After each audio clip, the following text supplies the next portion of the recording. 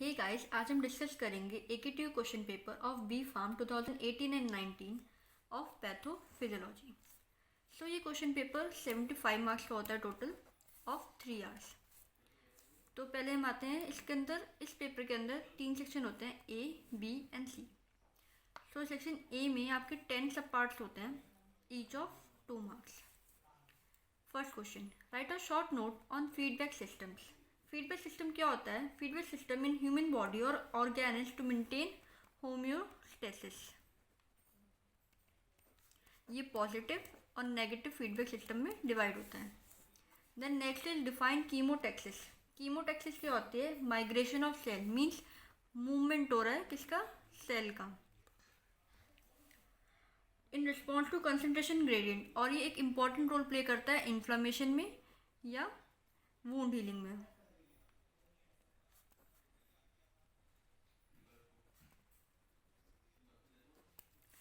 Right a note on acute renal failure. जब भी word हमारा रीनल आता है तो इसका मतलब kidney.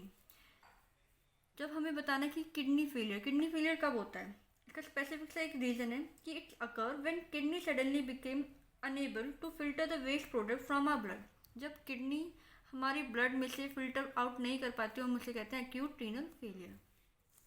Next is define schizophrenia. Schizophrenia क्या होता है? It is a disorder in which person abilities to think, to feel, to behave clearly, it's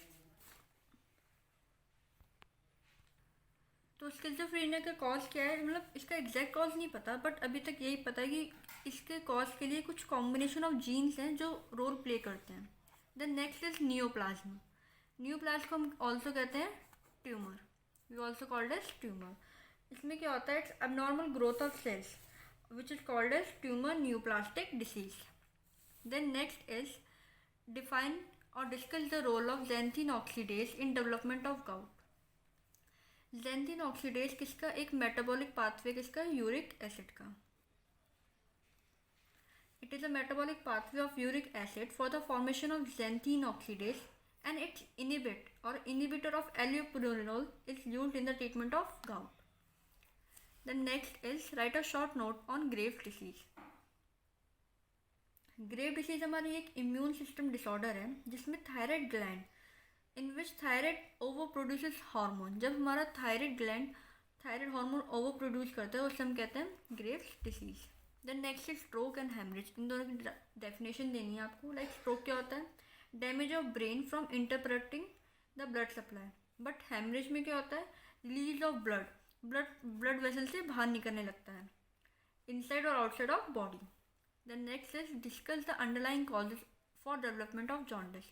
हमें जॉन्डिस के कॉजेज बताने हैं और उसमें क्या क्या डेवलपमेंट में वो रीजन है। Like building of bilirubin of the blood, inflame liver leads to jaundice as well as underlying conditions. Then next is give positive agents and sign of leprosy. Positive agent क्या है इसका? Mycobacterium leprae. It is a slow growing type of bacteria. और इसके science क्या है? Like light colour हो जाना, red skin patches, numbness हो जाना, सुन हो जाना, या weakness in hand and foot. Moving toward section B which is of 20 marks and we have to attempt only 2 question out of 3। So discuss in detail the pathophysiology of asthma. हमें asthma के causes, उसकी पूरी pathophysiology को explain करना है। और ये long question है तो प्लीज़ अच्छे से एक्सप्लेन करना उसकी हर एक डिटेल को with flow charts and diagram. Right descriptive notes on CHF and angina. CHF क्या होता है? Chronic heart failure and angina. इस पर भी डिस्क्रिप्टिव नोट लिखना है और दोनों का स्पेसिफिक अलग अलग है। तो लाइक आप सपोज कर लिए ये 5 मार्क्स का, ये 5 मार्क्स का, तो टोटल हो जाएगा आपका 10 मार्क्स का ये पूरा question. Then next is elaborate the pathway of cellular apoptosis. इसमें भी आपको पूरा पाथवे एक्सप्लेन करना है with flow chart and the theory as well. The last is section C which is of total 35 marks with 7 subparts and we have to attempt only 5. Give the pathophysiology of tuberculosis. इसमें जैसे आप इधर थी pathophysiology of asthma, इसमें आपको full detail देनी थी। Like आप कितनी थ्योरी या कितना उसमें आप लिख सकते हैं with diagrams and different flow charts. इसमें भी आपको इतना ही है, बट डिफरेंस ये आ जाता है कि आप थोड़ी थ्योरी कम भी लिखोगे तो चल जाएगा क्योंकि कम नंबर का है। And same with this pathophysiology of diabetes. इसमें सारी डिसीज़ होती हैं और मेनली पैथोफिजियोलॉजी आएंगी सारी डिसीज़ की। elaborate the pathway involved in the development of depression. Next is define ulcers, ये specific part हो गया. फिर next is explain the process of ulcer development. Next is discuss thalassaemia and sickle cell anaemia. दो disease दे रखी हैं और दोनों को अलग अलग डिस्कस करना है. डिफाइन कैंसर और उसकी पूरी pathophysiology of cancer. Explain the pathophysiology of AIDS. So this is the question paper of 18 and 19. तो लास्ट में एक आपको इंपॉर्टेंट ट्रिक देना चाहूँगी मैं, यूसेज ऑफ कैप. अब आप सोच होंगे व्हाट इज कैप. तो कैप का मतलब ये है कि first follow section C, then A and then B part.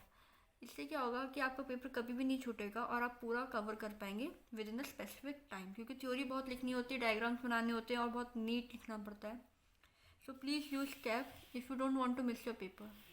You can take screen shot for your note purpose.